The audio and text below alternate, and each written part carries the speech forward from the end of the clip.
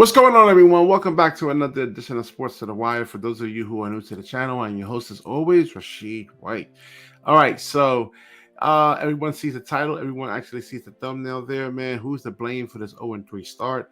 Uh, and we're going to go through a list of reasons why. Got my bagel notes here, bagel notes. And we'll go through a list of reasons why the Philadelphia 76ers are actually getting off to the start that they're actually getting off to. And 3 weeks ago, I actually did a video. It was the Philadelphia 76ers team preview. And everything I said in that video is actually coming to the light right now. I'm like a great sorcerer over here, man. So I'm able to see things. All right, so Joel Embiid, they try to run their offense through him. It's just not going to really work in a sense, though, against certain teams like the Bucks. I don't know what the hell Doc Rivers was actually thinking, but he had him going one-on-one against Brook Lopez. Now, listen, I get it that Joel Embiid. He's a high percentage one-on-one player. He can score on almost anybody, but it's just how you actually score. And Brook Lopez is 7 feet, 275 something pounds. So, the whole idea on offense is to actually put as much pressure on the defense as possible.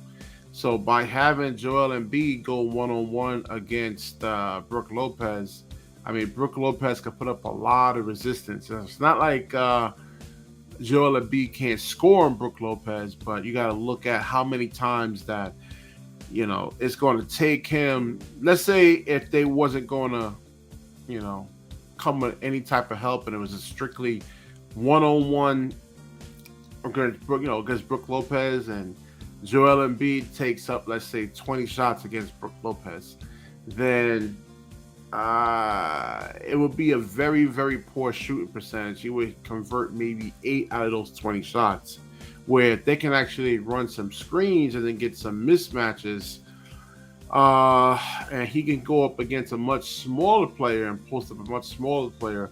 Joel Embiid will go, like, let's say 15 out of 20 of those shots, just as an example right there. All right, so that's one thing. Joel Embiid getting switched on to like these fast, lightning fast guards. I don't know if it's something that Joel Embiid actually has to like fight over the screens more. I know there's actually a conditioning issue with him, but he actually has to do better than that. James Harden, they need to, he should not be running the offense in a sense, though. It should be Tyrese Maxey running the offense. Again, I use the whole thing with putting pressure on the defense, man. Tyrese Maxey just doesn't walk the basketball up the court. He pushes the basketball. When James Harden actually has the ball, he walks it up the court and allows the defense to actually get set in a sense, though. So let's look at the box scores on this game here. PJ Tucker is a liability.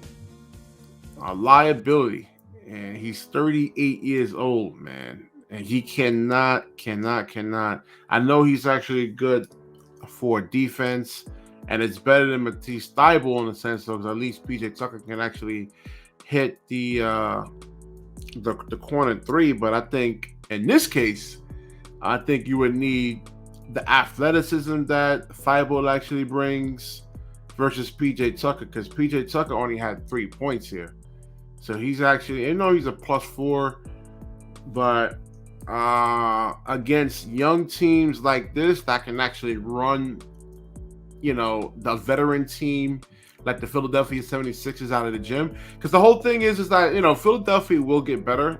These are veteran players in terms of, let's say, Joel Embiid and James Harden. They understand that the NBA is actually a marathon, not a sprint. So they're not going to go in hard defensively.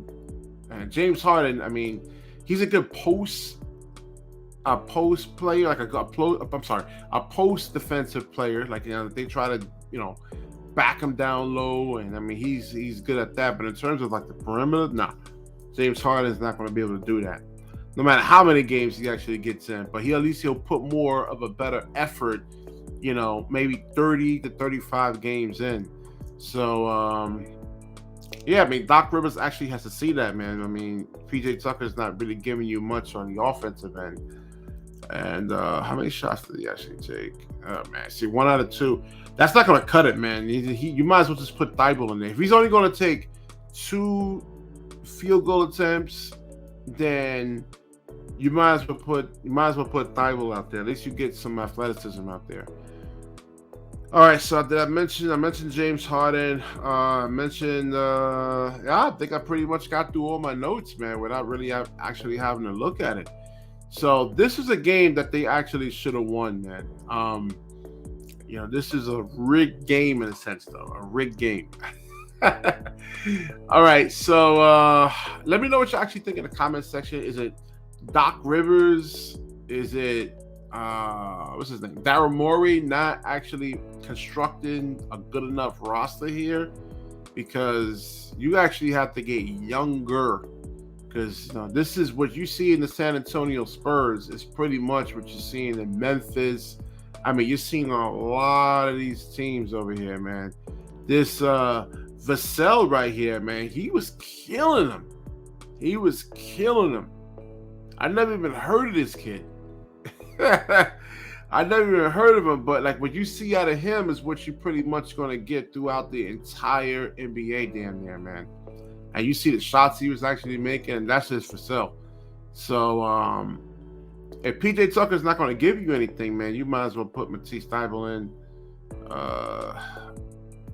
And looking at the bench here, they don't really have much. I mean, since the San Antonio Spurs is actually taken, I would see if we can get some of these guys over here, man, and do some trades. All right, so we'll wrap the video up. If you like the video, please like, comment, subscribe, certainly share this video. When you share, the universe certainly shares back with you. Peace.